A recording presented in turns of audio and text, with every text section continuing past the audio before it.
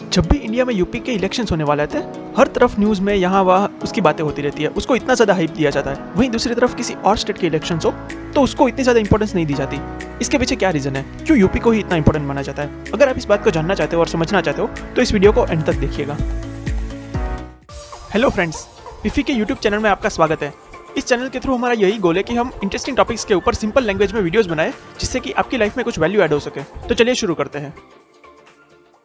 तो यूपी इतना इंपॉर्टेंट क्यों है, वो समझने से पहले हमें इंडियन इलेक्शन सिस्टम के बारे में जानना जरूरी है। India first past the post यानी कि एक FPTP सिस्टम को फॉलो करता है, जिसमें हर इंसान को राइट होता है वोट देने का, और टोटल जिसको भी सबसे ज़्यादा वोट्स मिलते हैं वो इलेक्शन जीतता है और उसकी सरकार बनती है। और इन वोट्स के लिए अलग अलग कॉन्स्टिट्यूएंसीज होती है।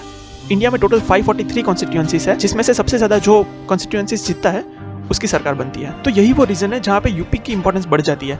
जो कॉन्स्टिट्यूएंसीज होती है वो डिसाइड होती है पॉपुलेशन के बेस पे, यानी कि किस जगह पे कितनी आबादी है उसके बेस पे डिसाइड होता है कि वहाँ पे कितनी कॉन्स्टिट्यूएंसीज होगी। और लेटेस्ट सेंसस के अकॉर्डिंग यूपी के अंदर इंडिया की ऑलमोस्ट 17-18% पॉपुलेशन है, यानी कि 25 करोड़ जितनी आबादी यूपी के अंदर है। और इसी की वजह से यूपी में सबसे ज़्यादा कॉन्स्टिट्यूएंसीज है। लोकसभा में जो टोटल 543 कॉन्स्टिट्यूएंसीज है उसमें से 80 यूपी के अंदर है। और इसी की वजह से यूपी जो है वो बहुत बड़ा मेजर इंपैक्ट क्रिएट कर सकता है इलेक्शन के रिजल्ट्स के अंदर। इसका एग्जांपल हमने ऑलरेडी 2014 इलेक्शंस में देख लिया है, जब बीजेपी पहली बार पावर में आया था।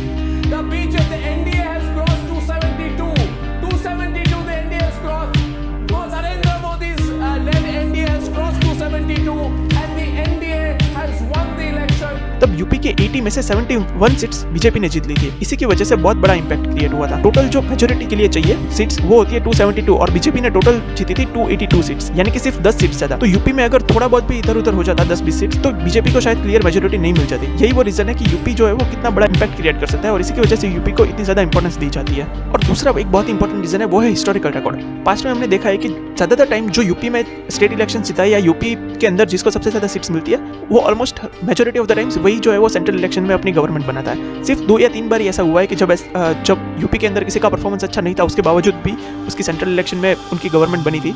लेकिन most of the times UP में परफॉर्मेंस होना बहुत इंपॉर्टेंट हो जाता है, और इसकी वजह से ये एक बहुत ही बड़ा साइकोलॉजिकल इंपैक्ट क्रिएट कर देता है। अगर कोई पार्टी यूपी के अंदर अच्छा अपना परफॉर्म कर लेती है या जीतती है, तो उसका कॉन्फिडेंस ऑटोमेटिकली एक बहुत ज़्यादा बढ़ जाता है, और ज़्यादातर लोगों की साइकी भी ऐसी हो जाती है कि इस पार्टी के जीतने के चांसेस बढ़ जाता है। वहीं दूसरी तरफ किसी पार्टी ने अगर यूपी में अच्छा परफॉर्म नहीं किया तो उसका मोरल डाउन हो जाता है। इसका एग्जाम्पल हमने 2019 इलेक्शन में देखा था, जब अमेठी जो कि राहुल गांधी और उन सब की जो पूरी फैमिली है, पुरको की फैमिली वहाँ से चलती आ रही है, और वो हमेशा से अमेठी में जीतते हैं। लेकिन पहली बार वो 2019 में अमेठी में हार है, और उसके बाद देखेंगे तो कांग्रेस ऑलमोस्ट जैसे मतलब खत्म ही हो चुकी है पार्टी। कहीं पे भी किसी भी स्टेट इलेक्शन में उसका परफॉर्मेंस इतना कुछ खास नहीं होता है, और हर तरह से पूरी तरह से डाउन हो चुका है। तो इस तरह से एक साइकोलॉजिकल इंपैक्ट क्रिएट करता है। किसी का कॉन्फिडेंस बहुत ज़्यादा बढ़ा सकता है, तो कहीं किसी का मोरल पूरी तरह से डाउन भी कर सकता है।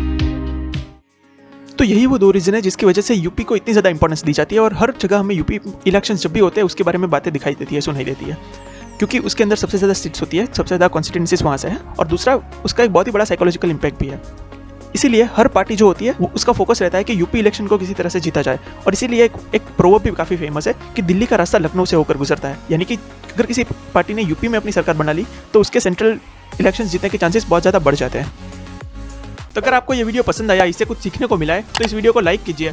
अगर आपके पास कोई सजेशंस और टॉपिक्स को लेके जो कि हम फ्यूचर के वीडियोस में कवर करें, तो आप कमेंट में लिख सकते हो। उन टॉपिक्स के ऊपर भी वीडियोस जरूर बनाएंगे। इसी तरह के और इंटरेस्टिंग वीडियोस देखते रहने के लिए और हमारी चैनल से जुड़े रहने के लिए पिफी को सब्सक्राइब कीजिए और बेल आइकन को प्रेस कीजिए, ताकि आप कोई भी फ्यूचर की वीडियो मिस ना करें। Thank you so much for watching.